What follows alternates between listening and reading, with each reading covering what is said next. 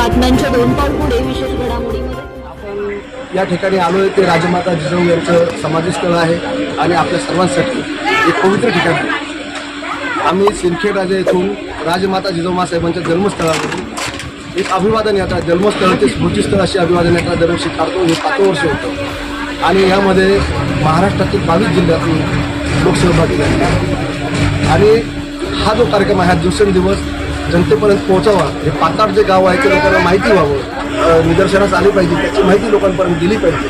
त्यासाठी हा आमचा छोटासा एक छोटा प्रयत्न आहे आणि याला निश्चितच हळूहळू यश येत आहे. मी आपल्या माध्यमातून जनतेला आव्हान करेन की दरवर्षी आपण लाखोच्या संख्येने सिंदखेड राजा तो पाताळ होणाऱ्या या यात्रेमध्ये या अभिवादन जिजाऊंना अभिवादन करण्यासाठी आमच्या या अभिवादन यात्रेमध्ये सहभागी व्हावं. धन्यवाद. जय जिजाऊ, जय श्री.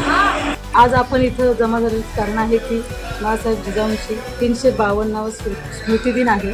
त्यानिमित्त मी सर्वांना आवाहन करते की प्रत्येकाने घरामध्ये बसून मोबाईलवरती बघून माँसाहेब जिजाऊंना स्मृतिदिन हे करण्यापेक्षा तुम्ही प्रत्येकाने इथे रायगड येथे यावं आणि पाचाड या ठिकाणी माँसाहेब जिजाऊंच्या स्मृतिस्थळावरती एकत्रित येऊन विनम्र अभिवादन करावे अशी विनंती करते सर्वांना.